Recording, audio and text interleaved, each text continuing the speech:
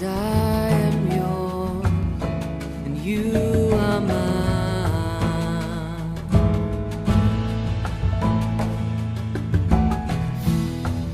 'Cause I am yours, you are mine. You are mine.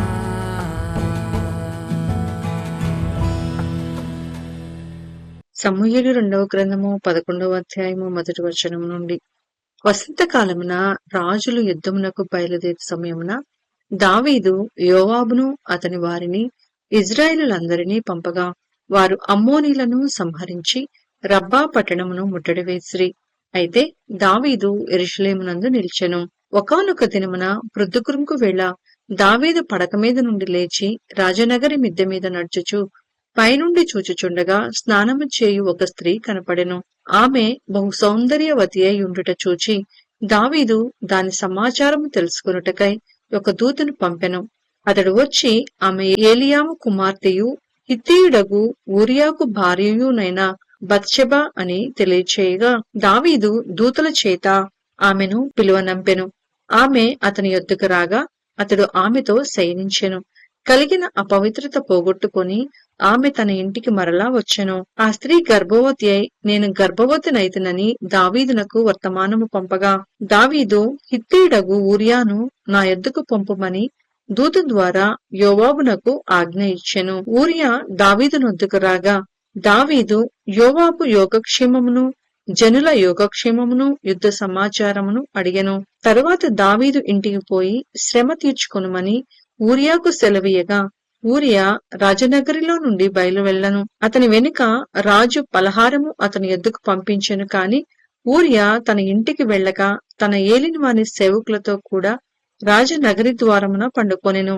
ఊరియా తన ఇంటికి పోలేదన్న మాట దావీదునకు వినబడినప్పుడు దావీదు ఊరియాను పిలిపించి నీవు ప్రయాణం చేసి వచ్చితివి కదా, ఇంటికి వెళ్ళకపోతివేమని అడగగా ఊరియా మందసమును ఇజ్రాయేలు వారును యూదా వారును గుడారములలో నివసించుచుండగను నా అధిపతియగు యోవాబును నా ఏలినవాడవగు నీ సేవకులను బయట దండులో నుండగను భోజనపానములు చేయుటకును నా భార్య యుద్ధ పరుండుటకును నేనింటికి పోదునా?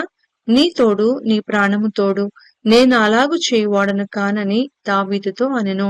దావీదు నేడును నీవిక్కడ నుండుము, రేపు నీకు సెలవిత్తునని ఊరియాతో అనగా ఊరియా నాడును మరునాడును యెరూషలేములో నిలిచెను. అంతలో దావీదు అతనిని భోజనములకు పిలిపించెను. అతడు బాగుగా తిని త్రాగిన తరువాత దావీదు అతని మత్తునిగా చేసెను. సాయంత్రమున అతడు బయలువెళ్లి తన ఇంటికి పోక తన ఏలిన వాని సేవకుల మధ్య పడక మీద పండుకొనెను. ఉదయమున దావీదు యుద్ధము మోపగా జరుగుచున్న చోట ఊరియాను ముందు పెట్టి అతడు కొట్టబడి హతమగునట్లు నీవు అతని యొద్ద నుండి వెళ్లిపొమ్మని యోవాబునకు ఉత్తరము గ్రహించి ఊరియా చేత పంపించెను. యోవాబు పట్టణమును ముట్టడి వేయుచుండగా ధైర్యవంతులుండు స్థలమును గుర్తించి ఆ స్థలమునకు ఊరియాను పంపెను. ఆ పట్టణపు వారు బయలుదేరి యోవాబుతో యుద్ధమునకు రాగా దావీదు సేవకులలో కొందరు కూలిరి. హిత్తీయుడగు ఊరియాయును హతమాయెను.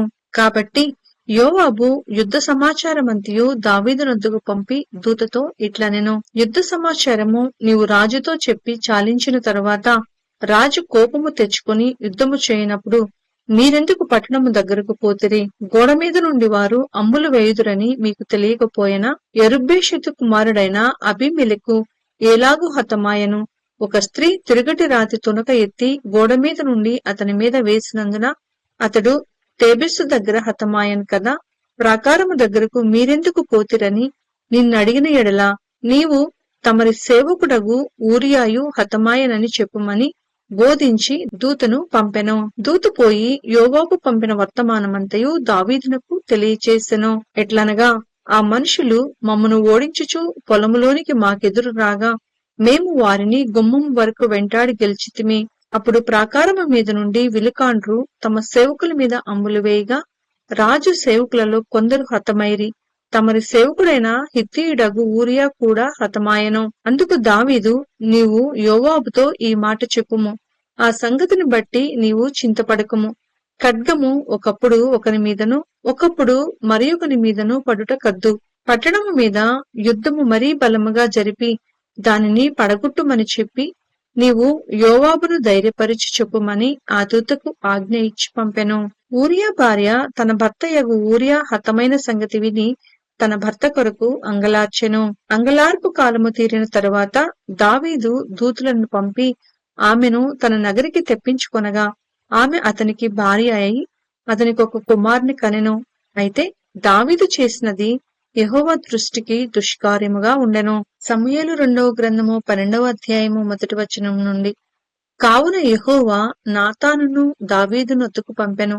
అతడు వచ్చి దావీదుతో ఇట్లనెను, ఒకానొక పట్టణమందు ఇద్దరు మనుషులు ఉండిరి. ఒకడు ఐశ్వర్యవంతుడు, ఒకడు దరిద్రుడు. ఐశ్వర్యవంతునికి విస్తారమైన గొర్రెలను గుడ్లను కలిగియుండెను. అయితే ఆ దరిద్రునికి తాను కొనుక్కొనిన ఒక చిన్న ఆడుగొర్రె పిల్ల తప్ప ఏమీయూ లేకపోయెను.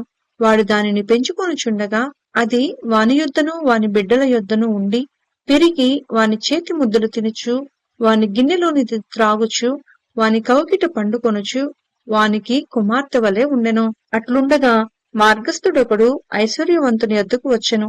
అతడు తన యొద్దకు వచ్చిన మార్గస్థునికి ఆయత్తము చేయుటకు తన గొర్రెలలో కాని గొడ్లలో కాని దేనిని ముట్టనొల్లక ఆ దరిద్రుని గొర్రెపిల్లను పట్టుకొని తన యొద్దకు వచ్చిన వానికి ఆయత్తము చేసెను. దావీదు ఈ మాట విని ఆ మనుషుని మీద బహుగా కోపించుకొని యెహోవా జీవము తోడు నిశ్చయముగా ఈ కార్యము చేసినవాడు మరణపాత్రుడు. వాడు కనికరము లేక ఈ కార్యము చేసిన కనుక ఆ గొర్రె పిల్లకు ప్రతిగా 4 గొర్రె పిల్లలు నీయవలెనని నాతానుతో అనెను. నాతాను దావీదును చూచి, ఆ మనుష్యుడవు నీవే, ఇజ్రాయేలుల దేవుడైన యెహోవా సెలవిచ్చినదేమనగా, ఇజ్రాయేలుల మీద నేను నిన్ను రాజుగా పట్టాభిషేకము చేసి సౌలు చేతిలో నుండి నిన్ను విడిపించి నీ యజమానుని నగరిని నీకు అనుగ్రహించి నీ యజమానుని స్త్రీలను నీ కౌగిట చేర్చి ఇజ్రాయేలు వారిని యూదా వారిని నీకప్పగించితిని.